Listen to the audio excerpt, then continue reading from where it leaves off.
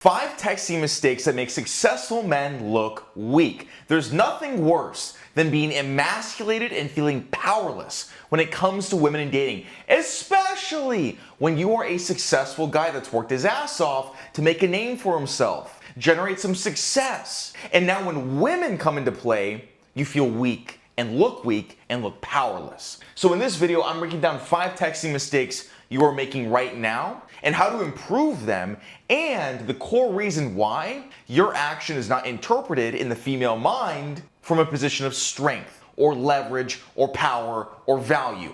Number 1, you text women like potential clients. Now, what does that really mean? That means that you lack the ability to create emotion. It's dry, it's boring, and you try to schedule dates like a goddamn client, like a dentist appointment. Hey, would you like to go to this place at this time on this date with me? And then they go, well, now that he's on his hands and knees, I'm gonna completely forget everything else he brings to the table because I'm a woman and I interpret things on a microscopic level with no ability to see the macro. And so now, even though he's successful and good looking, because of his behavior, he looks weak. He looks desperate. He looks like he has no other options, doesn't know how to play the game, and is too logical. That's how they perceive your client setting texting. And so they're gonna see you on your hands and knees without any intrinsic value, and they're gonna think to themselves, you know what, I'm gonna ghost him. I'm gonna make up an excuse and make him try harder because I have him by a leash. This is how they think on a subconscious level. When you get on your hands and knees for women, inadvertently because you don't know how to text, they will take you to the cleaners. They will use you, and they will just drag you around because they can until they're bored. What do you do to fix that one? How do you stop texting women like a fucking client, okay? Because you look outrageous. You look like you have no idea what you're doing. It has to stop. Well, you need to categorize them differently in your mind. How you text clients or associates or anybody in business is not the same as women. They are not men. As you just heard me rant about, because I'm very passionate about this, they do not interpret your texting how anybody else in your business world interprets it. They see it as boring, on your hands and knees, no other options, predictable, no mystery, no fun and games, no emotion, which means no desire, let alone no desire to show up on a date with you and get ready for 2 hours and pick out an outfit. That's a lot of work for women. And just because you think, well, we matched on a dating app, that means let's get together right now, like obviously we like each other. You wish, because you have that perspective and you categorize them in your mind as a normal functioning adult like you, like a man, and think, well, we matched, let's just meet up right now. You are cooked. They have emotions that you do not have. They perceive reality differently than you do, and they see your effort and your texting and your blandness and your straightforwardness as uninteresting, non-stimulating, therefore no desire.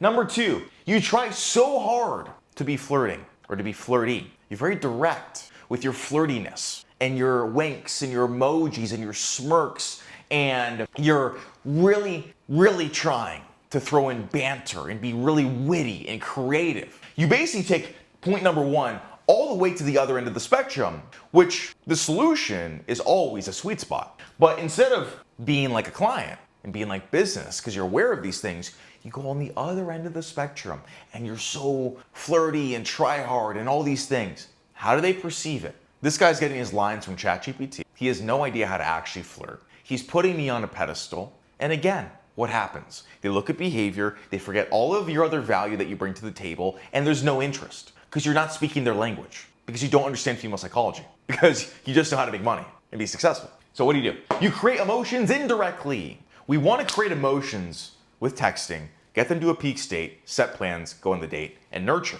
Now, you don't do that by direct flirting. You don't do that by your second message being like, wear this when I see you, wear this when we go out. Dude, it's cringy. It's not going to land. I don't care what age of woman you're speaking to, 18 to 58. God forbid you're dating a fossil. But if you are, you can't do it, especially before you actually meet them in person. And so you need to create emotions and spike this emotional state and ascend her there so she goes on a date with you indirectly. Indirectly is going to be more casual, more nonchalant. What is that going to do? You will look like you have power. You will be perceived from a position of strength, leverage, and value.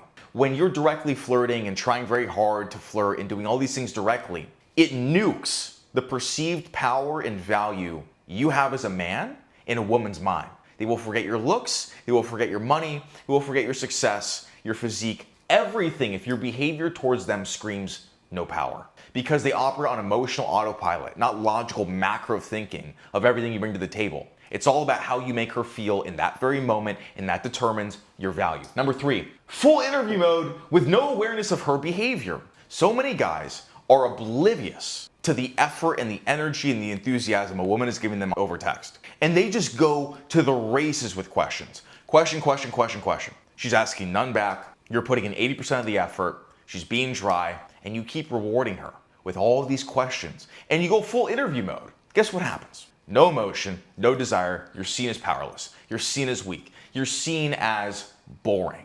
You could be a billionaire. You do any of these mistakes, women won't desire you. They won't. They only feel based on behavior. The money and the success and all these other intangibles are short-term emotional feelings. The only sustained way to create and maintain desire is to spike the right emotions on a primal and psychological level with your behavior. That's why it doesn't matter how much money you have. If you make these mistakes, women won't see you, they won't care, because they don't feel anything.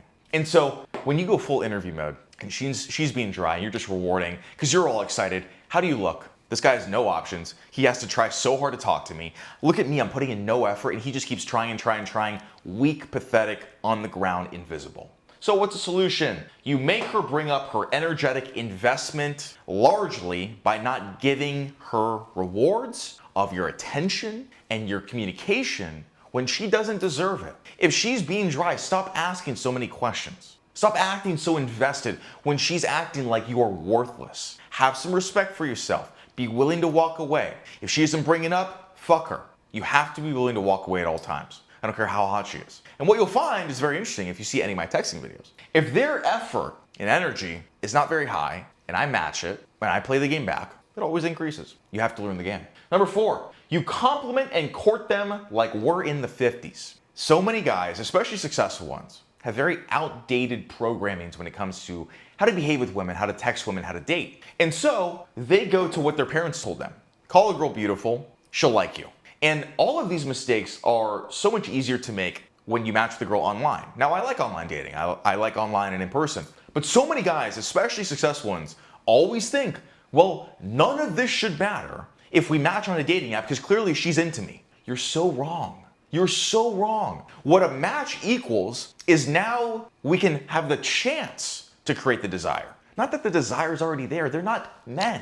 They don't look at a guy and feel insatiable desire to see him. We do that because we're men and they have nice tits or a great physique or they're beautiful. And so we're like, yeah, we'll go out with this girl. Women are not like that. Just because they match with you, they don't perceive reality or feel things like you as a man. A match for a woman is now the chance to feel any desire. It's not desire already there. And so you can't just go about thinking, oh, well, she already likes me. She matched with me. And now I'll just call her beautiful and we'll set the date easy like a client. Every compliment, every piece of courting, every text that screams, you're beautiful, I think highly of you, I'm really into you, I feel very drawn to you, plummets how you're perceived in her mind. And with every single text, you're seen as weak, powerless, hold no value. Because you're treating her like she's above you. And so therefore, you're going against nature because women only desire superior, powerful men. No superior, powerful man is on his hands and knees with flowers being like, you're so beautiful. Oh my God, your eyes are enchanting, or whatever. Yuck. Even me just saying it, not even texting it, makes me feel disgusting. That's the point you gotta get to. So what do? We retract compliments from your brain. No reason, no point to ever compliment a goddamn woman, okay? Especially if you're just meeting them.